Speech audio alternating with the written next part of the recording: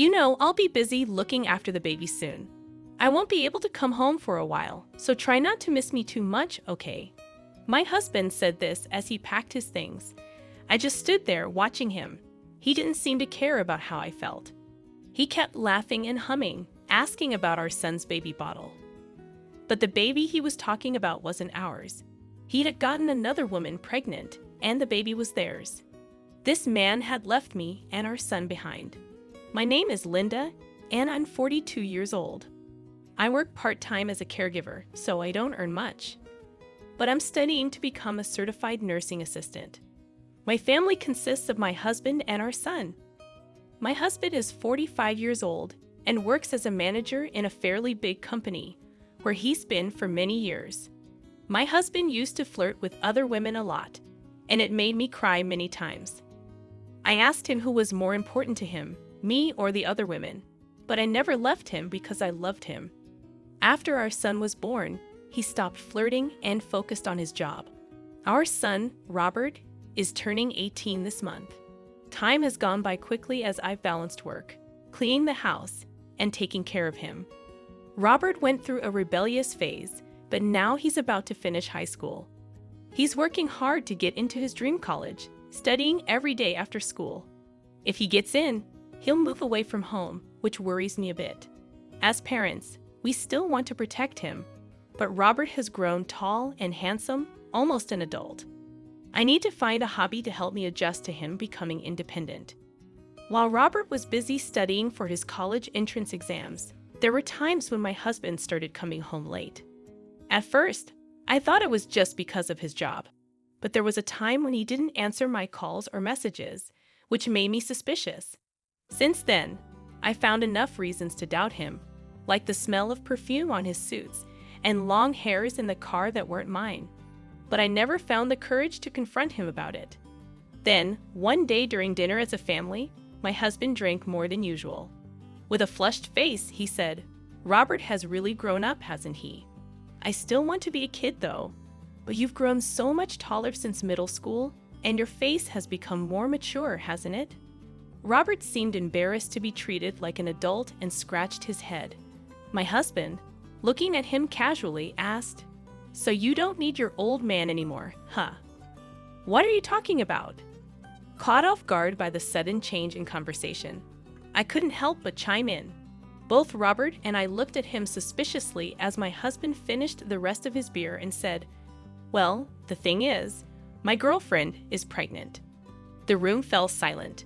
Did he just say what I think he said? Girlfriend? Pregnant? It didn't make any sense. I let out a dry laugh. "I think you've had too much to drink today."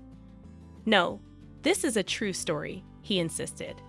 "I met her a year ago, and we've been dating ever since. I was planning to keep it a secret, but it seems like we accidentally made a baby." I stood up quickly and covered Robert's ears. Robert didn't seem to follow, looking at his father with a blank expression. "Robert, go back to your room." "What? This is the last time we'll all be together. I haven't had much time to talk to Robert lately. Let him stay here a little bit longer." "How can you say that? I don't understand how you think it's okay for our son to hear this. And what do you mean by the last time?" I couldn't control my anger, and my voice rose. I hugged Robert tightly, wanting to shield him from the conversation.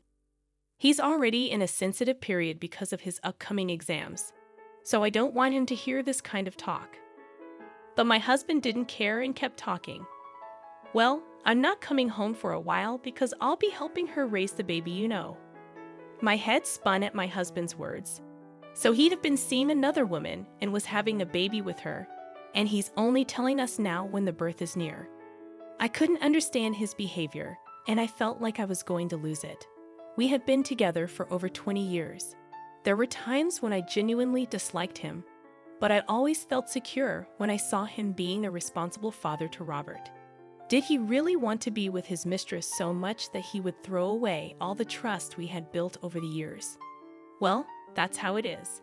"I'm going to replace this weekend, and I'll start getting ready now," he said, starting to pack his things in a backpack. I stood there, feeling like a hole had been torn in my heart. "Hey, do we still have the baby bottles Robert used?" My husband was all smiles, unlike us.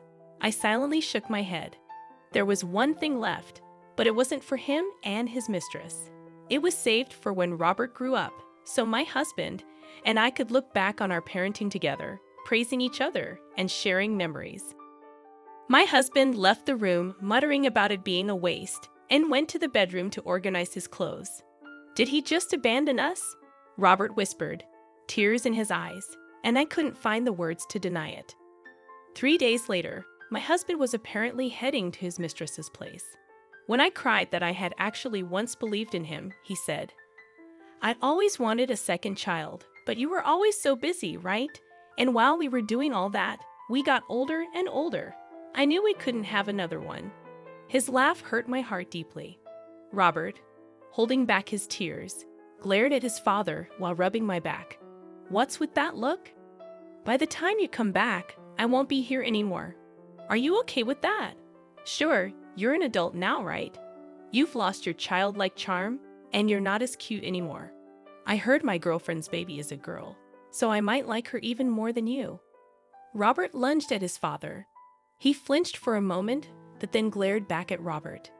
"Ah, she's so young and cute, unlike you guys. I'm really looking forward to our future together." "Yeah, I get it now. You're the worst, Dad. At least now both Mom and I can make up our minds. We know what to do." I also spoke up, following Robert. "You should know that there will be no home for you to return to anymore." My husband looked annoyed and quickly let go of Robert's hand. He left without even saying goodbye. Robert held me up as I felt myself getting weaker. We didn't just sit around after we found out about my husband's girlfriend. We started planning what to do next. About 2 weeks later, my husband called. He laughed and said things were going well with their daughter. He even sent a picture of the girlfriend holding the baby, which made me really angry. But without knowing, he gave us proof. I saved the picture and recorded our conversation, amazed at how silly he was. Then, right on time, my husband's girlfriend took the phone. "Are you his wife?" "I'm sorry I took your husband, but we have a child together now, so there's nothing you can do, right?" Yeah, being a parent is a handful. It's good you're cool about it. When your husband talked about you, I thought you were just someone who cried a lot and couldn't handle stuff. But you're not like that at all. That's what he'd been telling his girlfriend about me. Half a year ago, those words would have hurt me a lot, but now they didn't faze me. I didn't love my husband anymore. You knew he was married with a kid, and you still went after him, didn't you? At first, I didn't know he was married. Your husband always took off his wedding ring when we met, so when he finally told me, I was surprised, but it didn't change how I felt about him. "We're meant to be together forever," she said. "It's a good thing they're both clueless," I thought to myself. This would prove that the mistress knew my husband was married but still stayed with him. Her words made me mad, but this evidence would be crucial. If she seemed sorry and upset about the baby, it would have been harder to get back at her. I wished them luck and ended the call. 2 years later, I saw that familiar number on my phone. I took a deep breath before answering. "Hey, how have you been? I'm on my way home, so make sure the house is clean, okay? Didn't I tell you there's no home for you anymore? What are you trying to prove?" My husband sounded frustrated. "Yes, I know I left suddenly, but I can't leave her to raise the child alone, can I? You're a mother too. You should get it." He still doesn't understand. He hasn't changed since that day. But maybe that's a good thing. It makes me sure that Robert and I were right to look out for ourselves. "I think you've got it wrong. There's literally no house for you to come back to." "I sold it," I said, hearing my husband gasp. I decided to explain everything that happened that day 2 years ago to my husband, who seemed clueless. My son and I were figuring out how to get him out of our lives for good. In the middle of it, I realized he might want to come back. But after all he'd done and said, I couldn't live with him anymore. Even our house felt tainted now. When I shared this, Robert calmly asked me, "Isn't this house in your mom's name?" "Yes, we renovated and moved into this house that I inherited from my grandfather," I replied. "In that case, why don't we sell it?" Robert suggested. His suggestion surprised me, but selling the house would make sure my husband couldn't come back. Plus, we could use the money to hire a lawyer and a private investigator for the divorce. Robert had been saving money for months so we could live without worries. With his savings and a bit more, I could move away with him. I agreed to Robert's idea and started getting things ready. Robert worked really hard in his studies and got accepted to a college far away. I also got certified as a nursing assistant, which meant I could earn more and work anywhere. So, we sold the house. We made sure to get permission from my grandfather, who had taken care of me like my parents since mine had passed away early. When I told him about my husband, he was really mad. My grandparents gave us some of their savings to help us start our new life. They insisted, saying they didn't need the money at their age. They handed me an envelope filled with cash, and I was moved to tears by their kindness. With their help, we moved to the state where Robert's college was located. You never cared about what we were doing while Robert was studying for his exams, so I bet you don't know where we live now, I told my husband. You can't trick me like that. My husband's voice got louder, sounding panicked. If you're lying, come prove it yourself. We're busy, so we'll hang up now. Hey, wait. Robert, who had been quietly listening, took the phone from me. Dad, remember what you said? That we don't need you anymore. We agree. We don't need a dad who leaves us for his girlfriend. With a firm tone, Robert told him this, and my husband started crying. Please don't leave me. I know I messed up. I took the phone back, ready to end things. You might not want a divorce, but we're moving forward with it. And did you know? If your girlfriend's baby was conceived during our marriage, you'll have to pay even more in alimony. Better start preparing for that. I hung up without waiting for his reply. He kept calling, but I ignored it. I didn't need any more stress. From now on, my husband would have to deal with the costs of raising his girlfriend's child and paying me alimony.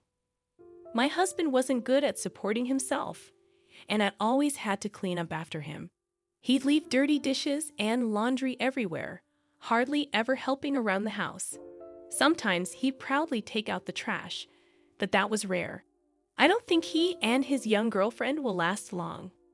After speaking my mind, I feel like a weight has been lifted off my chest. I take a deep breath. Robert looks worried about me. I'm okay. I said what I needed to, and I feel much better now. Let's go out and eat something you like today. I force a smile at Robert, even though I'm tired.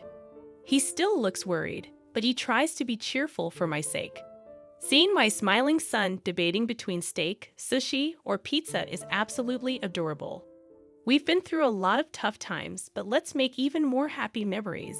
This new place is unfamiliar, but Robert and I will be just fine. I need to work hard to help him become more independent. When I decided to live with him, he was glad to still get my home-cooked meals since he's not great at cooking.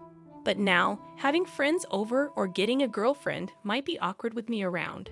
Robert is so caring that he'll always worry about me, and his girlfriend might get tired of it eventually. I'll need to teach him how to cook so he can live on his own, which means I'll be even busier. Even though my husband is gone, I don't feel lonely anymore. Thinking about our future life together, I laugh and feel refreshed. With my husband completely out of my life, I can live the rest of my days with a clear conscience.